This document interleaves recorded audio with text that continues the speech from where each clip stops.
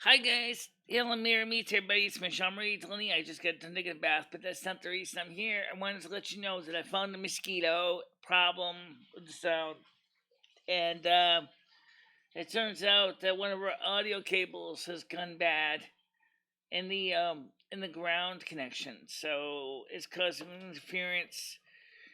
And so we managed to fix it. Much more light on the subject here, shall we? And it was pretty simple. It was the cable has got a bad ground connection, and with the USB output going to from the mixer to the computer was picking it up as a whine because it wasn't being proper earthing. So we fixed that. But also at the same time, after I wondered that, I said, "Gee, is there anything wrong with my existing audio port?" I'm talking about the line in jack that I thought was broken. Well, I only had one cable that was long enough to plug in, so I plugged it in, and we're recording on it right now, which is on the line in jack. So it turns out that there was nothing wrong with the jacks in the computer, which is a relief because the computer board is so far back in the machine it would be almost impossible to get out to fix it. So it turns out the jacks were not damaged. Thank God. So the port is working. So also we did get rid of the mosquito effect by switching from USB line in to analog line in, because now we got the line in jack. It's working, and I switched it to an alternative cable for the time being. And so I'm very happy that the sound is working correctly. Now, as far as the dodgy cable that's gone bad, well, yeah, it's just a cheap little TRS stereo cable. It's not really that expensive. I'll just grab another one. I'll just buy another one on eBay when I get paid from Patreon or from YouTube or whatever. So this month we have some extra money to spare, which will be fine. But we're still gonna use some of that money that we got as a credit from the phone bill to do the hair this month. I just washed my hair. You'll notice I don't have the ears on right now because I have taken the ears off right now to wash my hair because it's easier to take the ears off than it is to leave the ears on. That's okay, I guess. It doesn't matter. It just works for me. Of course, if you were actually had them permanently attached to your head, I gotta admit that would have been. I have washed my hair with my ears on. Uh, it's time consuming. It takes longer. But that's not the point of this vlog. The vlog is here is to point out that we're checking out the audio problem. And at first, I thought the problem was these little adapters. I don't know where they are. This one, I thought the problem were these little adapters. They're not. But these are nothing wrong with these. It was just that one cable that was bad. That was the problem. So, because I tested that same interface with another cable, and I didn't get the mosquito effect, which told me there was something wrong with the cable and not something wrong with the devices. So that's good. So it means I just need to replace a few dodgy cables on the board here. However, the one thing we did do differently, since I was going to do a whole video on this, I didn't get a chance to work on it yet, is software mixers versus hardware mixers. And that'll be something I'm going to be working on eventually. Is why don't you let OBS do the mixing instead of having a physical external mixing board, like mix all the audio sounds together. But the reason this is important is because when you got people like some of my guests on my Google Hangout, Google Meets are really, really, really loud. And so for them, we need to turn the sound down a lot. So yes, that is a real issue. Sometimes you need to turn the sound down a lot. The advantage, by the way, of the setup that we have now is well, there's this interest too. I'm gonna get to that in a second. Is that it's analog pretty much throughout the chain. In other words, from the microphone to the computer is all analog. From the computer to the mixer board is all analog, and obviously that means that it simplifies things, a lot less processing on the computer to process the sound, which is a great stuff. But unfortunately, at the same time, in this day and age, it's kind of old school. So not too many people are actually for it. The disadvantage is just that it's old school. Some people have no idea how to begin to set that up. The other problem is that Google Voice or Google Meets likes to try to play yo-yo with my volume audio level gain separate to the mixer. So that's another reason why it makes sense to stick with the USB input, because then Google Chrome can't Google Meets can't start fiddling on my volume gains. It just leaves it stuck at one level and saying is, I have it set for this setting and you're not going to change it. Because there's something about Chrome that will do that. Will get turning your volume up and down, up and down, up and down, up and down. And sometimes that's nice. Sometimes it's a help, but more often than not, it's a hindrance. So that's the reason why I'm thinking we're going to stick with the digital input right now, because at least it keeps Google Chrome off my my audio levels. It doesn't let them mess around my knobs and twist my knobs on me.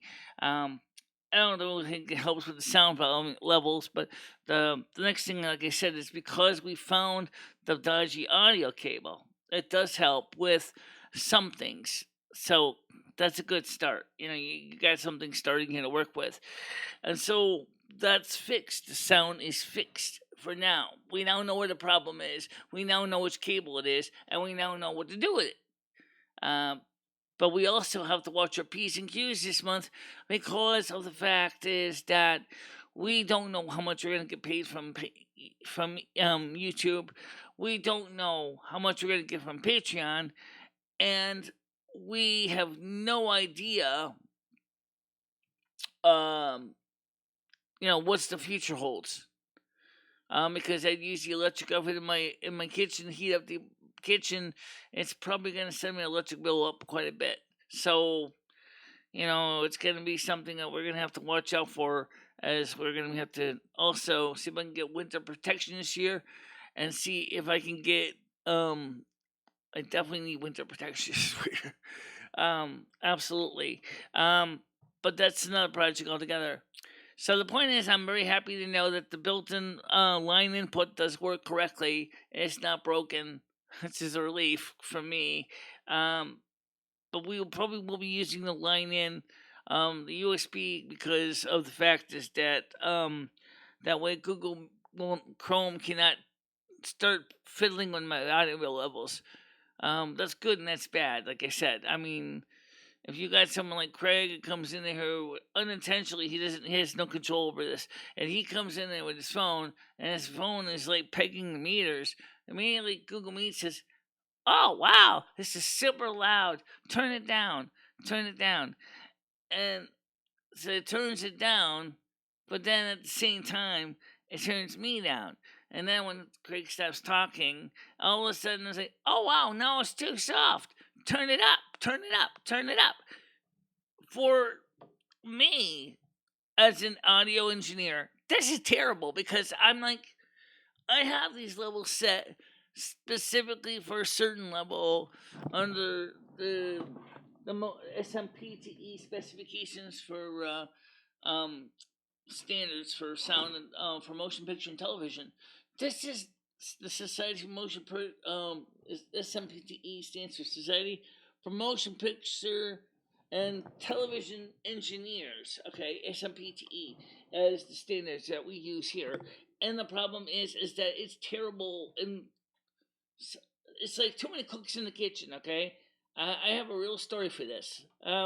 One time at a Christmas dinner, my cousins were all get together. This one family was a little more manageable in size, and somebody said, "Did you salt the potatoes?" No. Okay, so they put salt in it. But then the other cousin said, "Oh wait, I did salt the potatoes. I just salted them again." But the person didn't taste the potatoes.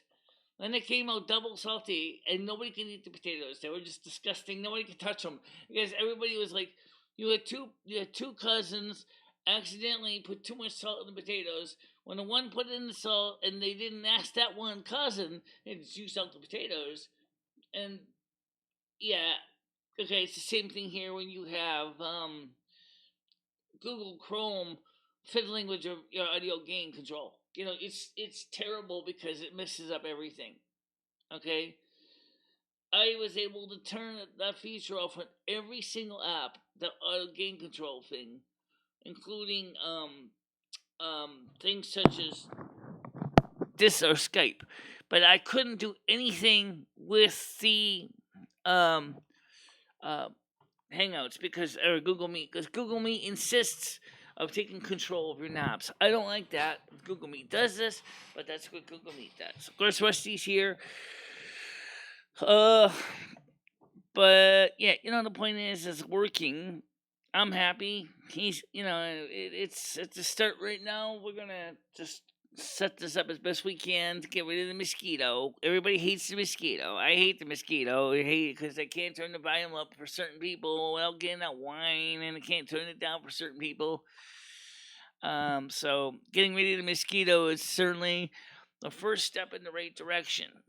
And so yeah, that's what we're working on now. Then don't forget we have our Silvermoon Radio AM 1610 tonight, and that will start at approximately 7 o'clock.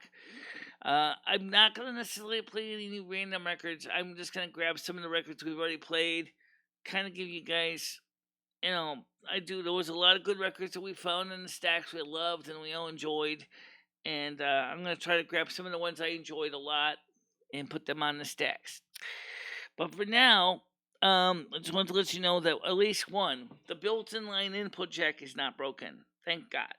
Number 2, we found out what's causing the mosquito effect, and we're working on crushing that bug. Okay. And number 3 is that's just pretty much it. I want to thank everybody who's come back to the channel. I really am so much happy to see that we're getting about 13 to 16 people on a stream. That is so nice. I really do appreciate that. I don't know when we're gonna get all the regulars back. I would like to see those 13 to 16 people be a start, and maybe we can get 20 and more people on the stream. I do admit that some people have rightfully said to me, "Michelle, sometimes you're ignoring the side chat." No, I'm not trying to ignore the side chat. I'm trying to watch everything else at the same time, and so the side chat is not being ignored as I am watching it. Okay, it just may seem like I'm ignoring it, but I'm not. So let's see what we do. Let's see if we can get this thing all fixed up, perfect for the next live stream. Until that time, thank you very much, guys. I'll see you soon. Stay out of trouble. Bye bye.